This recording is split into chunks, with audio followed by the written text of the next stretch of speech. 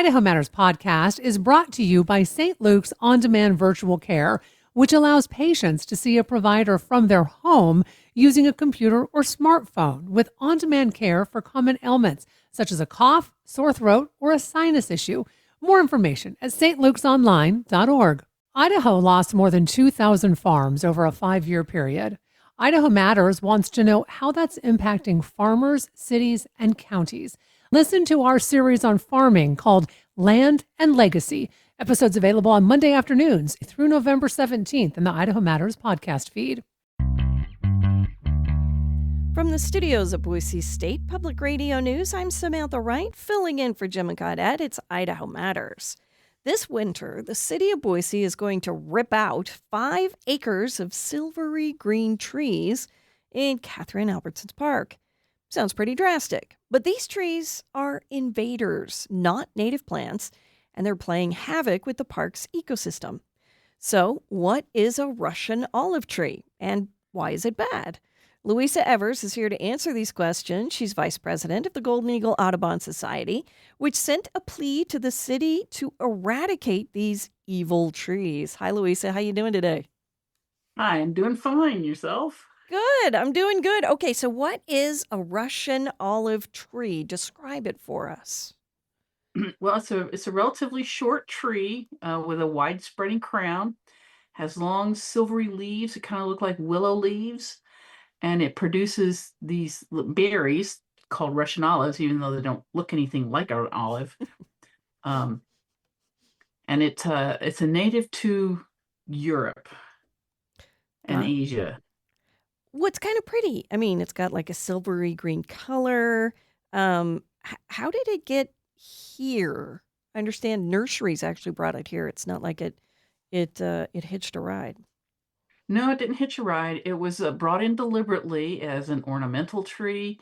It was also used by a lot of wildlife agencies for wildlife habitat, although I'm not entirely sure why. And in the Treasure Valley is one of the places in particular where it naturalized and it spreads very easily. Well, like we said, it's kind of pretty, but there are a lot of things wrong with this tree, at least wrong for us. It's not native, causing problems with the ecosystem. So let's break down some of the problems. Size. You mentioned that it's kind of short. Why does size matter?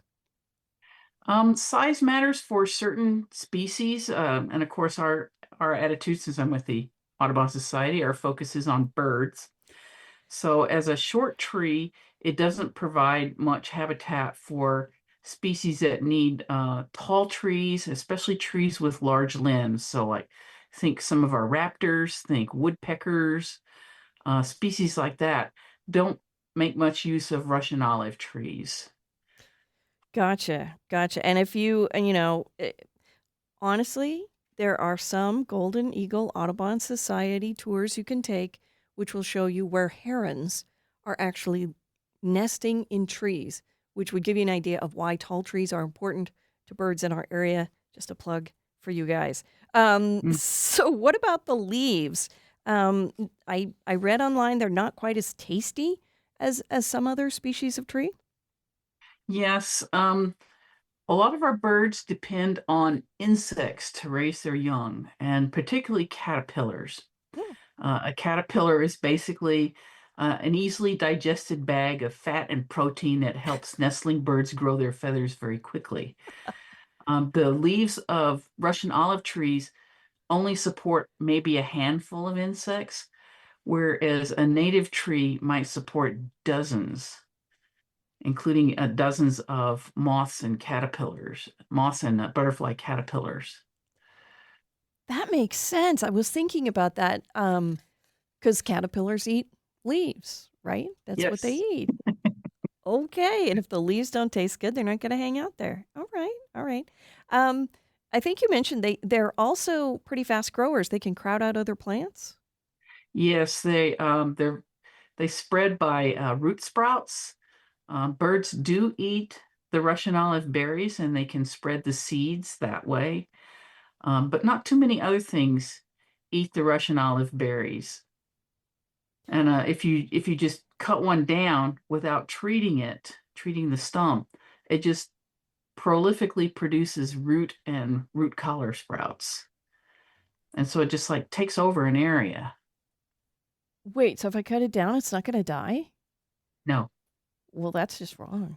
Okay. Well, that's actually true of a lot of the deciduous trees, even our native trees. If you cut them down, they don't necessarily die right away unless they're very, very old and their root system is very, very restricted. That's got to make it tough to kick out the Russian olive trees if just cutting them down isn't enough. No, I imagine that they are going to treat the stumps. There are certain herbicides you can use to paint on the stumps, and you have to do it right away. If you wait, like even a week or so, from what I understand, um, the herbicide doesn't have any effect. Well, and these are thirsty trees, right? They suck up a lot of water. Yes, they're very happy to grow in riparian areas and wetlands. And when they do that, they wind up displacing anything else that might grow there. And monocultures of any type, really in the wild, other than maybe with our crop plants, um, means much, much lower diversity of pretty much everything else out there. And we know that can be a problem. And what about fire? I'm not thinking specifically necessarily of Kathryn Albertson Park, but I would think if they're in an area and they're sucking up all the water, that could that cause a fire hazard? It might. There's not a lot of work been done on particularly the flammability of Russian olive, but it often does have a fair amount of dead crown. If it sucks out the water and dries the landscape, then you have drier type plants that may move in, and it'll more readily burn when that happens. Gotcha. We're speaking with Louisa Evers. She's vice president of the Golden Eagle Audubon Society about eradicating invasive Russian olive trees from Kathryn Albertson's Park. So, you alluded to it, but why is the Golden Eagle Audubon Society worried about these trees? Well, they're very widespread in the Treasure Valley, and since they're crowding out our native plants, they're affecting insect and bird diversity. They've probably been affecting other animal diversity too, but we don't have as good a handle on that. So wherever these trees are, they just support fewer species, particularly for raising young. Well, I've been to Kathryn Albertson's Park, and one of the reasons you go there is to look at the birds. Yeah, and there's a lot of Kathryn Albertson Park that isn't affected by the Russian olives. The focus of this eradication effort is in a wetland-like area that's just to the north of, I'm not sure if it's a side channel or a slough or exactly what it is, but it's a little stream of some type that runs along the south edge of the pathways that are in Kathryn Albertson Park. So that's the area that they're going to focus on. So there'll probably still be some Russian olives in the park itself, but if they can reduce the numbers, and they do plan to plant native species like cottonwoods and willows, then that will improve the habitat in the park and eventually make it much better for the birds. Well, yeah, and there are a ton of species of birds at the park. What are some of the birds you can see there? Um, well, this time of year, there's certain birds that are there year round, like the wood ducks, which are just gorgeous right now. They're in their full breeding plumage. Mallards, some Canada geese, um, a lot of goldfinches, black-capped chickadees. Um, there's so many species, it's hard to remember what's going on. And this time of year, we're looking forward to some of our winter visitors. And Kathryn Albertson is well known for the number of rarities that it attracts. So, like almost every year for the past few years, it's gotten 1 to 4 varied thrushes. Ooh. Um, the hermit thrushes tend to winter there. We have drawn in recent years gold-crowned sparrows and purple finches. And these are birds that are not typically found in our area, but they like Kathryn Albertson Park. Wow, that's awesome. So you mentioned where they are. There's a lot of them there. This is a pretty big chunk that the city's going to be working on. Yes, and it's really not that large a chunk relative to the park. It's like 5 acres um, that they're going to be treating. There's parts of the wetland that are still open vegetation, so they hope that when they remove those trees, that there'll be more standing water in there, and it'll encourage more of the native wetland species to grow there, as well as provide suitable locations for more cottonwoods and willows. Cottonwoods in particular are a great tree to have in riparian areas for just how tall they get, what species they support, both wildlife, birds, invertebrates. They're just a great tree. I know part of this came about because the society wrote a letter to the city of Boise, asking them to take out the trees and talking about how they're bad for the ecosystem.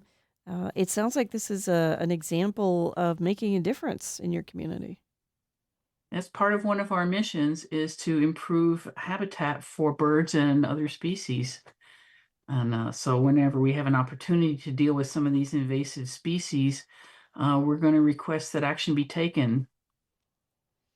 Gotcha. And so this is great for the park. It's going to be great for the ecosystem there. But what if I have Russian olive trees in my backyard? Is it a good idea to cut them down, get rid of them? Depends on if they're spreading. It depends too on how much you would like to have more native birds. One of the things that, of course, we've been finding in recent years is the number of birds that have declined. And one of the interesting things is it's the common birds that have declined the most. So things like house finches, like whose yard doesn't have house finches? Um, so if you want to support more native birds and more native insects to feed the birds, then you might want to consider removing the Russian olive. A lot depends on the site that it's located in. So if it's in a pretty dry site, it's probably not going to spread as readily. Otherwise, you may have to be dealing with Russian olive sprouts all over your yard. Oh, man. Wow.